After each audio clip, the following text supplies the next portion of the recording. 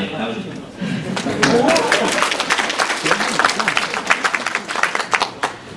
okay, today I'm going to talk about the Zen scheduler. And my goals for this talk are that you would understand the problem. Why do we need a new scheduler for Zen? I want you to understand the core algorithms of the current credit scheduler, Credit 1, and the new one that I'm writing, and how the reset events differ and why that's important. And finally, I want you guys to know the design target and some of the plans that I have, so that you know where things are going and you can affect the outcome and participate in the results. Okay, so I'm going to talk about issues with the current scheduler, the target of what we're looking for from the new scheduler.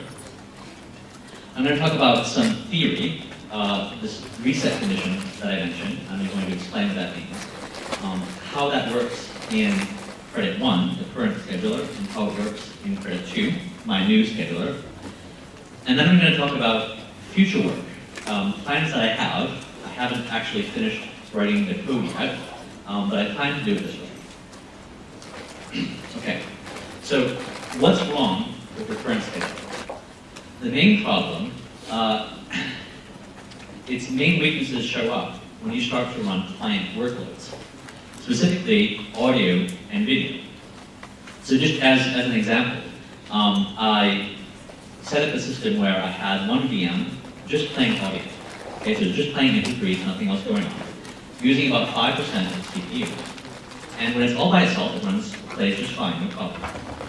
When you start having CPU competition, I put on 2 other VMs, each one doing a kernel build. Okay, so each other VM is using about 97% of the CPU. Now, each of these 3 VMs have the same weight. So the audio VM should have no problem getting all the CPU that it needs in order to play. However, I counted over 5 minutes, when you play the audio with the competition, there was 30 to 40 skips in the audio over 5 minutes. So obviously, if you're listening to your music as you're trying to do some work, this is not acceptable performance. But as I looked further into this problem, I found out that the credit scheduler is also not fair to other latency-sensitive workloads like network workloads. So for instance, if you're doing a secure copy or SSH, the encryption and the network copying, if it's running by itself, it may take about 75% of the CPU between the copying and the encryption and other things. If you're running a competition so that its fair share is 50%, it won't get 50%, it will only get 25%. This is because with the network, the work that I do now creates work later, right? So if I send out a packet, and that packet will come for me later to do work. So if I'm delayed in when I can send my packet by several hundred milliseconds, then when I do have a chance to run, I don't have any work to do. So the credit scheduler is not fair even to other latency-sensitive workloads like network. Furthermore, as the number of threads on a system expands up, the current credit scheduler's load balancing algorithm is not very scalable. It's not very predictable, and I don't think it will scale. Pretty soon we may have systems with 4 sockets. Each socket may have 6 or 8 cores, and each core may have 2 threads. So then you have a system with 64 total threads. This is much more than the credit scheduler was designed to handle. And finally, there are other things that are becoming important, like power management and hyperthreads that need to be addressed. So whenever you want to go somewhere, it's always a good idea to figure out where it is you want to be so that you can choose your direction and so that you know when you got there. Okay, so since I was going to redesign the scheduler anyway, I decided to take some time to stop and think, what do we want from the scheduler? So these are some things that I came up with. First of all, there's 3 key use cases that I want to think about. And each use case has kind of a key challenge associated with that.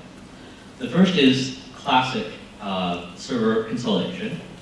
And the challenge with this will be, in the future, handling VMs with large number of vCPUs. If you have a VM with, say, 8 vCPUs, that's going to be a challenge. The next is virtual desktop, a VDI solution. And the key challenge here is having a huge number of VMs. Each VM won't use that much CPU, but will run very, very often. And the final challenge, is one I mentioned already, is client hypervisors like Zen Client, where latency-sensitive workloads such as audio and video will be very important. How do we know when we've gotten there? The things to look at are fairness, which means each VM will get the amount of CPU that is promised. And the promise depends, of course, on the parameters you put into it. The throughput, we want to be able to use all the resources effectively.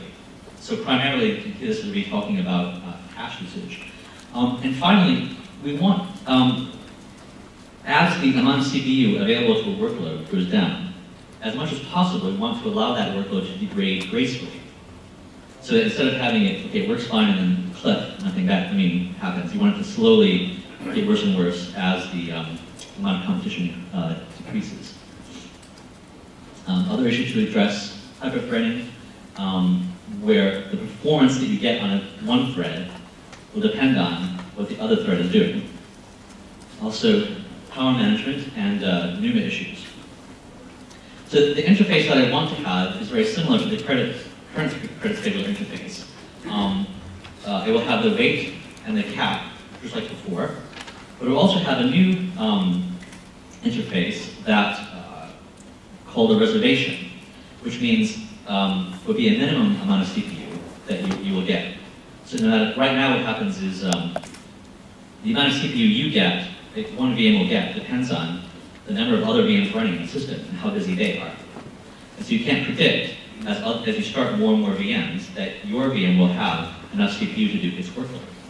So we want to add this reservation system so you can say, well, this VM will get at least 20% of one CPU, no matter how many other VMs are running. Okay, so I've done a lot of work on the new credit system, and I tried a lot of different kinds of algorithms. And I found out with each of them, essentially, I ran into the same kinds of problems. Okay? And so I wanted to share with you some of this sort of theory that I've learned about any algorithm in a certain class. So any algorithm which gives each vCPU some number, okay, this number could be credit, time, debits, or anything else. And that value is modified based on how long it's been running on the CPU, wall clock time, and potentially other things like how long it's been waiting in the how long it's been waiting for the CPU, or how long it's been locked, things like that. The key problem is that there will always be virtual machines that don't use all of the credit all of the time that's given to them. So the scheduler may say, well, your fair share is 50% if you want to use it. But the VM may only use 40%. So the problem here is that if you give it a certain amount of credit, if it's not using all of it, some VMs will tend to earn more and more credit, and other VMs will tend to use more and more credit. And so you get this divergence, where the numbers just keep going further and further apart. So I tried several different ways to solve this problem. I'll briefly talk about them here. And I should say, I wrote up a paper. There's a lot more information. This is kind of a summary of what's in the paper. So it should be available from the Zen website. If you link under my name, the paper will be there. There's a lot more detail there that I'm not covering today. So I tried guessing how much credit might be used. I tried making it zero-sum. It means you only put into the system what would be used by the system. And I tried a simple, just cap, like you earn this much and then that's it. And none of those I got to work very well. The best solution that I found, and the one that the current credit scheduler and other schedulers like the BBT scheduler, if you've heard of that, it's a very old Zen scheduler, use, is what I call a reset event. The reset event will discard unused credit. It will tend to converge VMs that have gotten behind, and